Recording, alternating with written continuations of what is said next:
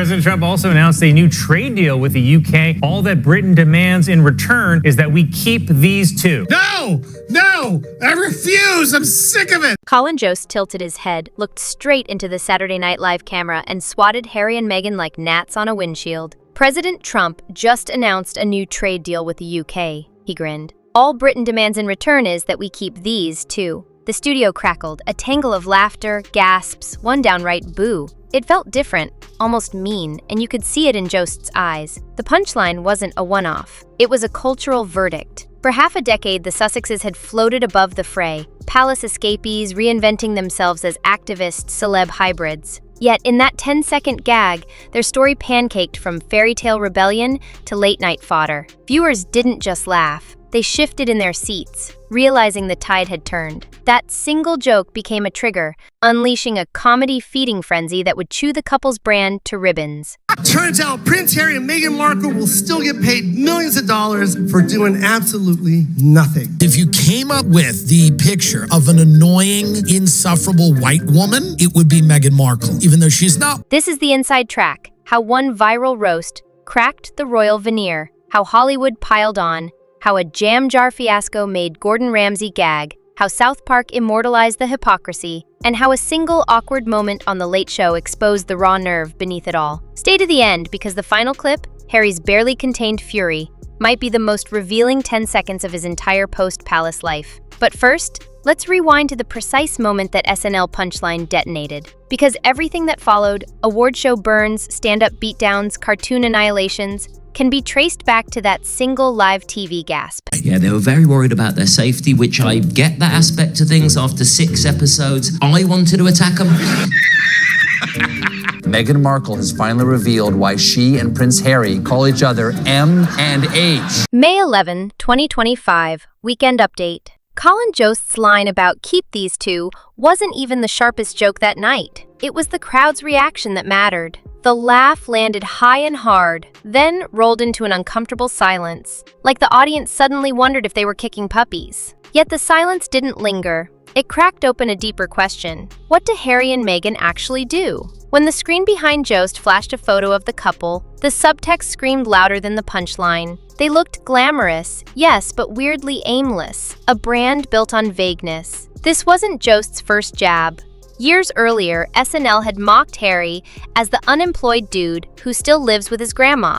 And the audience roared then too, but the stakes felt lower. Now it was 2025, billions spent on streaming deals and empowerment podcasts, and folks still couldn't describe a single tangible deliverable. The gap between promise and product had grown wide enough for comedians to sprint through. By the time Jost pivoted to Elon Musk, why would a prince give it all up to marry an actress from Suits? The comparison was brutal. Musk shoots rockets to Mars. The Sussexes, says SNL, shoot Instagram reels into the void. And he'll say M and you'll say H and your friends say M and it just is a thing. It's a thing. And do you both love it? Yes, and I like nicknames a lot. What could it be? A mystery for the ages. That night did more than bruise royal egos. It signaled open season. Late-night writers smelled blood in the water, and Hollywood comics sharpened their barbs. If SNL could nuke the Sussex reputation on live TV, everyone else wanted a piece. But no one expected the next haymaker to land at the Golden Globes. Wait till you hear how Joe Coy weaponized a champagne ballroom, and why the industry's reaction cut deeper than any joke. The Golden Globes crown a room full of people whose jobs hinge on buzz. Yet nobody buzzed louder on January 7th, 2024, than host Joe Coy. He sauntered on stage, eyes flicking across studio heads clutching their PR talking points, and let it rip. Turns out Prince Harry and Meghan Markle still get paid millions for doing absolutely nothing. Chairs creaked, several execs coughed. A Netflix vice president visibly winced because the line wasn't satire, it was insider gossip thrown under a kilowatt spotlight. Netflix's reported $100 million multi-project pact with Archewell looked riskier by the day. Pearl had been canceled, Heart of Invictus underwatched, and the big dramatic opus was MIA. Industry players weren't just laughing, they were nodding. Offstage, a rumor simmered. The streamer planned to keep Harry and Meghan on, but at a slashed rate. More brand mascot than marquee talent. I had no idea how racist they were. It's the royal family. They're the original racists.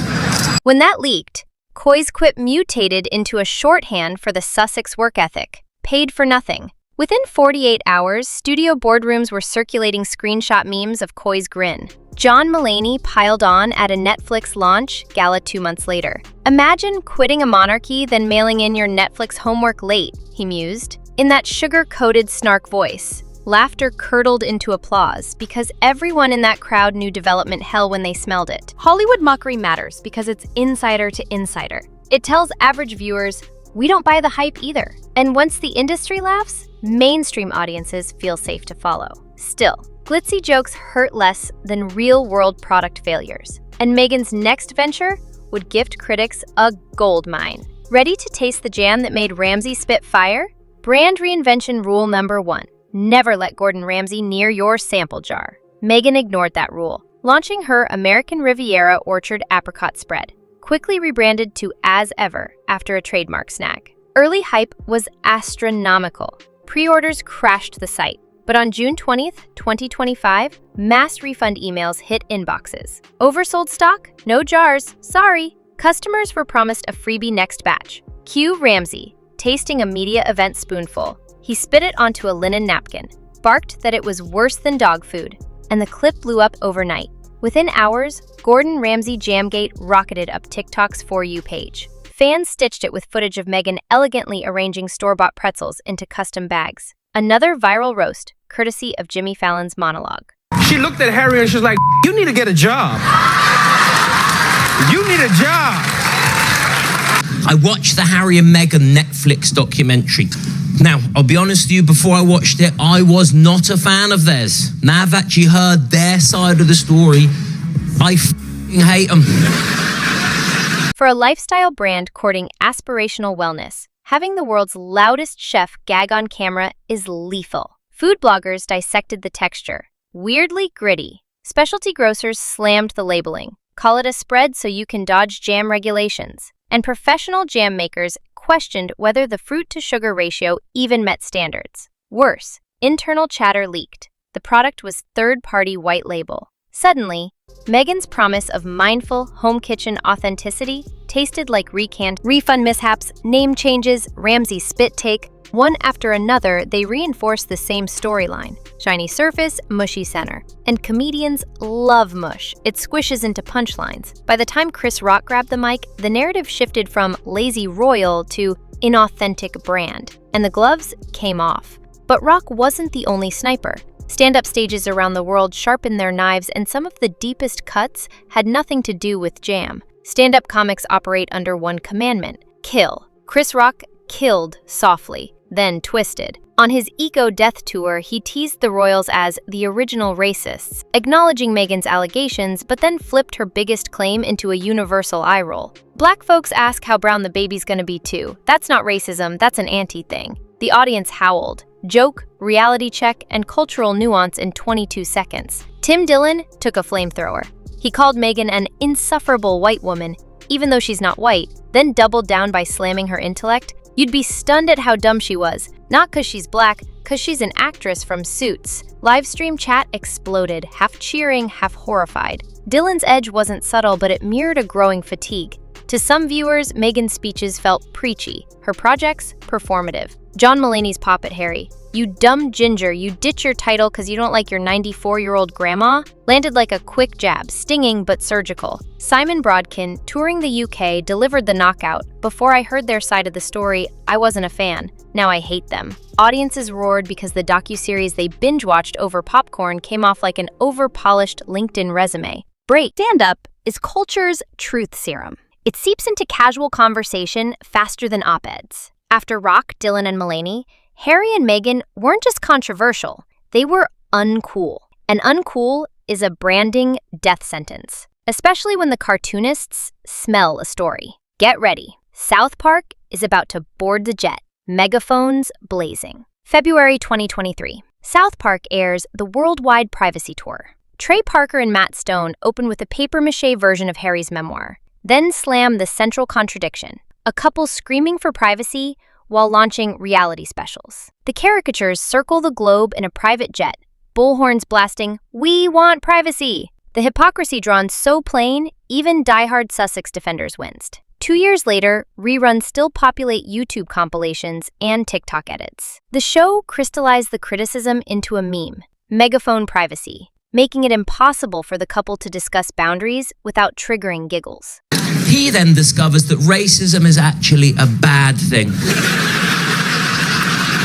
Cartoons are forever. They rerun lazily on streaming, freeze-framed in reaction GIFs. Family Guy joined in, cheekier but just as cutting. Stewie drags a money bag labeled Netflix Millions for who knows what, tosses it onto a pile, then reminds Brian that Harry and Meghan still need to record their daily sponsored Del Taco post. The line lasted 4 seconds. The internet screen grabbed it for months. Animation's power is repetition. Live jokes fade, pencil sketch memes loop endlessly. Harry and Meghan's brand got stuck inside a cartoon banana peel, slipping again every time the clip reemerged. Yet the worst blow wasn't a joke penned by someone else. It was a slip of the tongue. Harry's own frustration, caught on camera, amplified by body language experts. Let's zoom in to the Colbert interview that silenced the room. June 2025, The Late Show. Stephen Colbert, ever the gracious host, quotes philosopher John Stuart Mill, "Let us have an end to the debate over what makes a good man and be one." He slides the wisdom across the desk like a lifeline.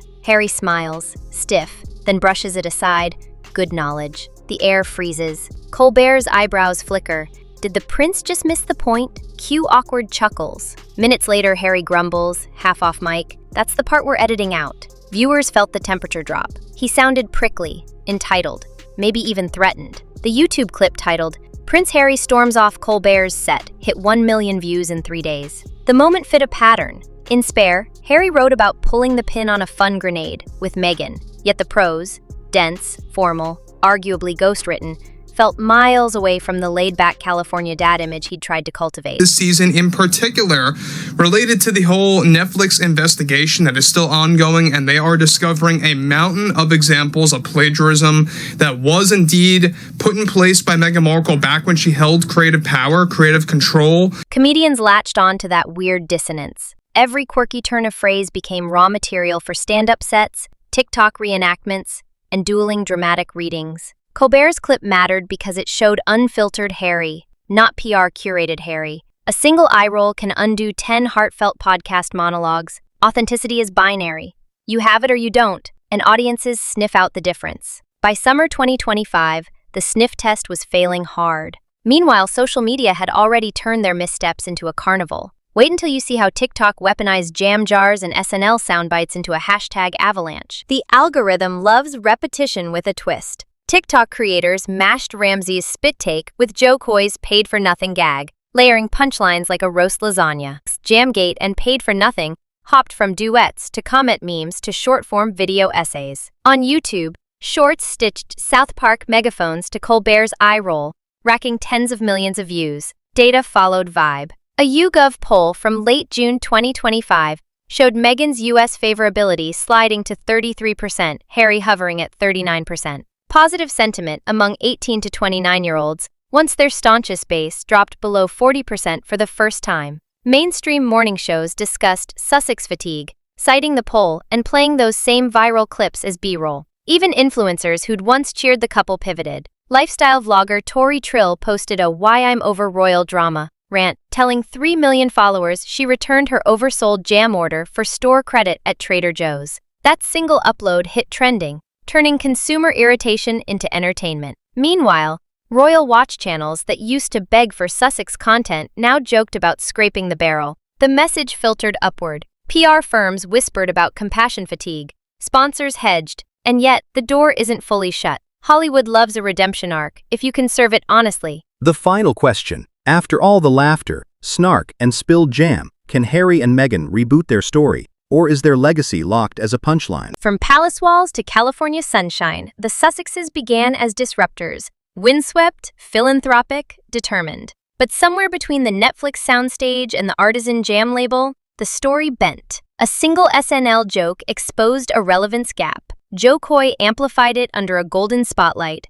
Gordon Ramsay gagged it into meme history. Stand-ups hammered it nightly. Animators etched it in ink, and a late-night eye roll sealed the verdict. Yet legacies evolve. Public opinion is fickle, comedy even more so. All it takes is one unguarded charitable gesture, one raw documentary that shows rather than tells, one honest podcast where Harry drops the buzzwords and simply talks. Audiences can forgive anything except boredom. And despite the mockery, nobody actually finds this saga dull. So, the mic hovers. Will the couple step forward, jam-free, buzzword-free, ready to laugh at themselves and start fresh? Or will the next punchline land before they can finish the sentence? That's the cliffhanger no comedian can write for them. The spotlight is still theirs, if they choose to stand in it without the megaphone.